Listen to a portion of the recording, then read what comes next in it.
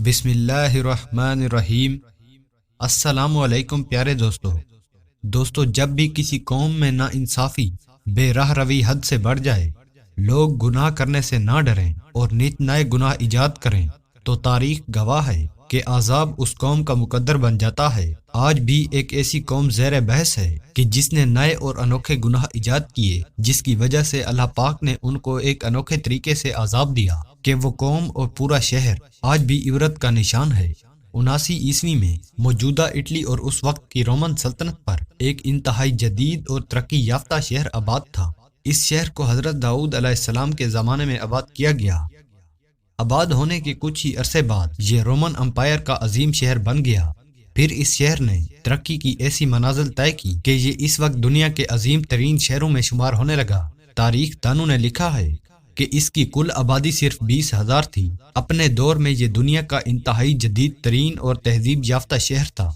اس شہر کی عمارات بہترین نقشوں اور پختہ اینٹوں کی حامل تھی، جبکہ شہر کا نکاسی آب کا نظام بھی بہترین تھا۔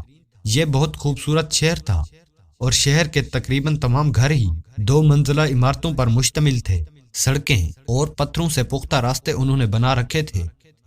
شہر میں محلات، تالاب، بازار، قہبہ خانے اور عشرت کدے موجود تھے۔ شہر میں گرم پانی کے چشموں، جھرنوں، پھلدار درختوں اور دودھ دینے والے جانوروں کی بھی کثرت تھی۔ ہیرے، جواہرات اور سونا یہاں کثرت سے موجود تھا۔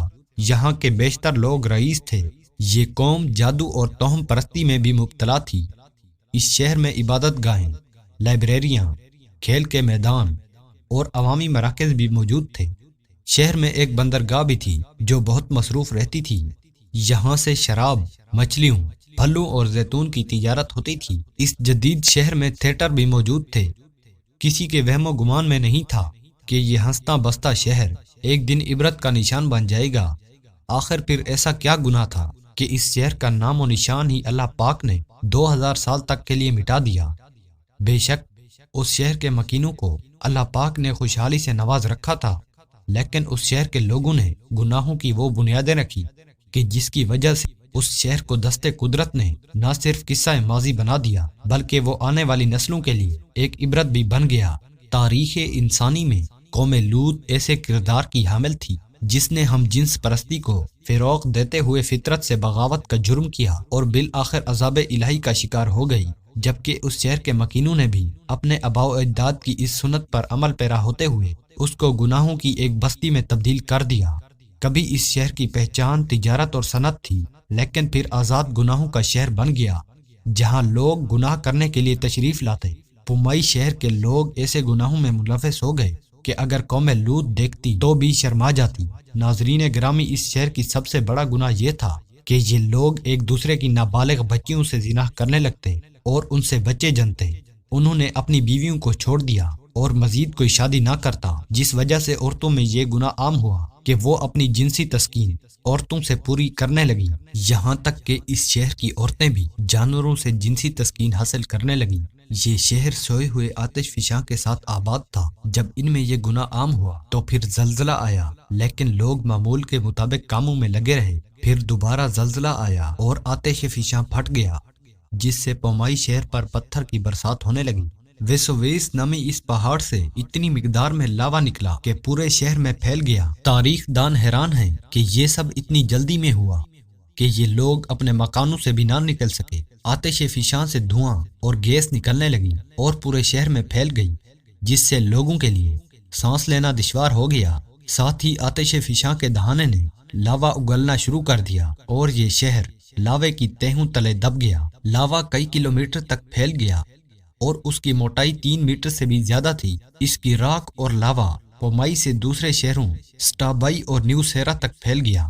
صدیوں تک یہ شہر دنیا کی نظروں سے اوجھل رہا۔ پھر 1748 میں شہر حادثاتی طور پر تب دریافت ہوا کہ جب ایک اٹلی کے کسان نے اس بنجر زمین پر پانی کی تلاش شروع کی، کنواں کھودتے وقت اسے کچھ نوادرات ملے، جس پر اس نے آثار قدیمہ کو فوراً اطلاع دی اور پھر 2000 سال پہلے اس تباہ ہونے والی شہر کی کھدائی شروع ہوئی۔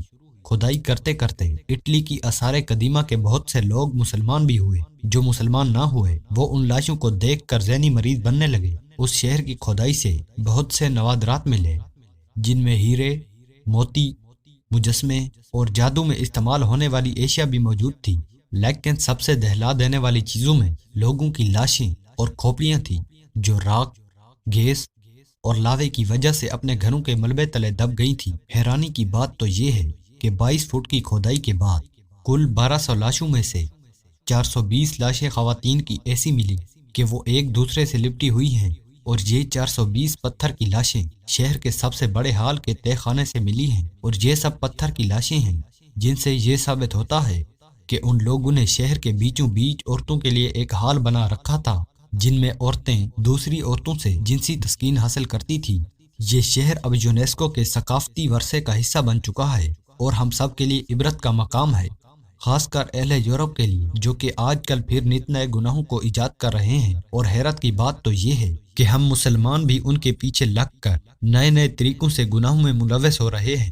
ناظرین گرامی، حیرت تو اس بات پر ہے کہ وہاں سے 2 عورتوں کی ایسی لاشیں ملی جو کہ ایک دوسرے کو بوسہ دے رہی ہیں، لیکن بجائے عبرت حاصل کرنے کے ہالی ووڈ میں ان کے پیار کے بارے میں ایک فلم بنا دی گئی ہے، اور ظاہر یہ کیا گیا کہ یہ کوئی عذاب نہیں بلکہ ان لوگوں کی نااہلی تھی کہ وہ آتش فشاں کے قریب آباد ہوئے۔ اس جگہ کی کھدائی مزید جاری ہے اور نہ جانے مزید کتنے راز سامنے آئیں گے۔ بے شک ہر چیز فنا ہونے والی ہے، جبکہ بقا صرف اللہ پاک کی ذات ہے، یہ دنیا دل لگانے کی جگہ نہیں۔ اللہ پاک ہمیں عبرت حاصل کرنے کی توفیق عطا فرمائے، آمین یا رب العالمین۔ والسلام۔